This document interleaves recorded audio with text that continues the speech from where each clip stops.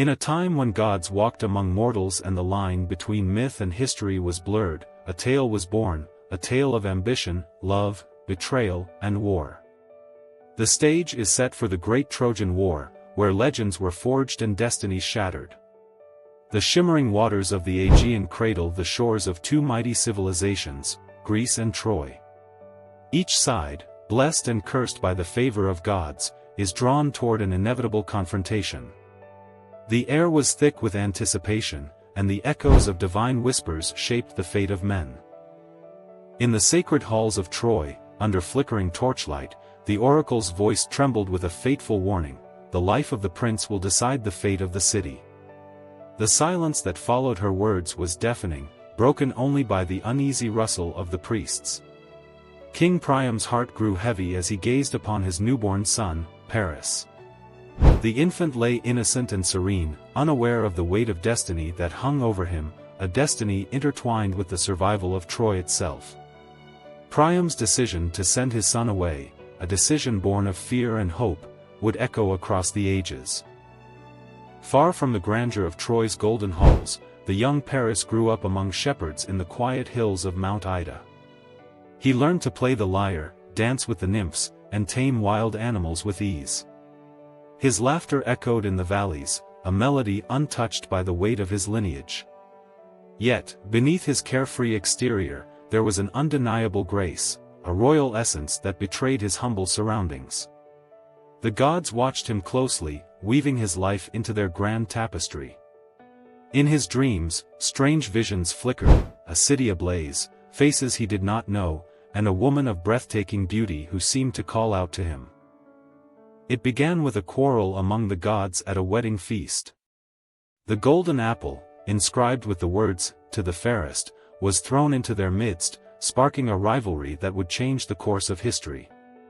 Zeus, unwilling to choose among the goddesses, passed the decision to Paris, the mortal prince raised in obscurity. Before him stood Hera, promising dominion over all lands, Athena, offering unmatched wisdom and victory in war, and Aphrodite, whispering of love, the purest and most destructive of forces. Swayed by her promise of Helen, the most beautiful woman on earth, Paris made his fateful choice. The gods' gifts were bestowed, but so too was their wrath. In Sparta, Helen, the queen with hair like spun gold and eyes that mirrored the heavens, lived a life of quiet yearning. Her marriage to Menelaus brought power but not passion. When Paris arrived as an envoy of Troy, their eyes met, and the world around them seemed to vanish. Their connection was immediate, forbidden, and irresistible. Under the cover of night, they fled across the seas to Troy, their hearts ablaze with passion. The stars bore silent witness to their love, even as the fires of vengeance ignited in King Menelaus' heart.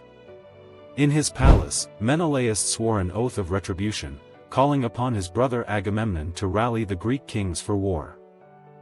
Across the Aegean, the call to arms echoed through every kingdom. The Greek kings answered Menelaus's cry for vengeance, bound by an oath sworn long ago. 1,000 ships darkened the seas, carrying warriors whose names would echo through history. Odysseus, the cunning tactician, left his peaceful Ithaca. Ajax, the mighty, brought his indomitable strength, and Agamemnon, ambitious and ruthless, took command of the united forces. Yet all eyes were on Achilles, the greatest warrior of his age. Born of a mortal king and a sea goddess, his very existence was a paradox of human frailty and divine invincibility. The shores of Troy trembled as the Greek forces landed, their banners rippling in the wind, their swords thirsting for blood.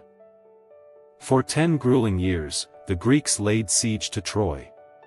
The battlefield became a theater of valor and despair, where swords clashed and blood stained the earth. The walls of Troy loomed high, defying every assault. Inside the city, life persisted, but hope waned. Priam's people prayed to the gods, their voices rising with the smoke of offerings, while the Greeks endured hunger, disease, and the growing shadow of doubt. Heroes fell on both sides, their names immortalized in songs sung by bards. The gods themselves took sides, their interventions shaping the tides of battle. Yet, Amidst the chaos, moments of humanity shone through, a shared glance between enemies, a brief respite to bury the dead, and the haunting melodies of Trojan songs drifting over the battlefield. Beneath the blazing sun and the shadow of Troy's walls, the two champions met.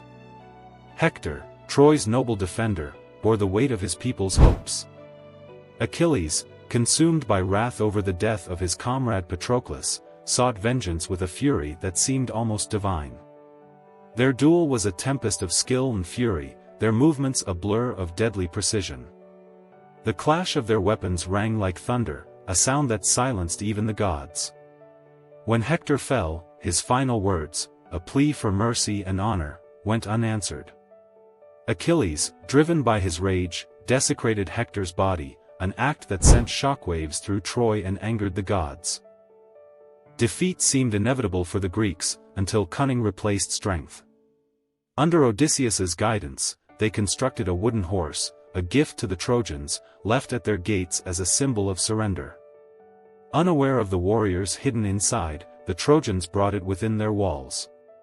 That night, under a moonlit sky, the Greeks emerged, opening the gates for their army. The city, once invincible, was betrayed from within. Troy's golden spires, its bustling marketplaces, and its sacred temples fell to flames and despair. Troy burned, its golden spires collapsing under the weight of flame and sorrow. The screams of its people filled the night, mingling with the clash of swords and the cries of victory. Amid the chaos, Aeneas, a prince of Troy, fled with a handful of survivors, carrying with him the hope of a future. Guided by the gods, his journey would give rise to a new civilization, but Troy itself was lost. The city's fall marked the end of an era, yet its story would echo through the ages, a testament to the heights of human ambition and the depths of its tragedy. Even in death, Achilles' name endured.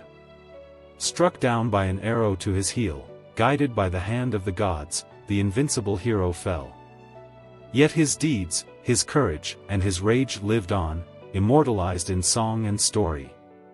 His spirit, like Troy itself, became a legend, a reminder of the fleeting nature of glory and the enduring power of myth.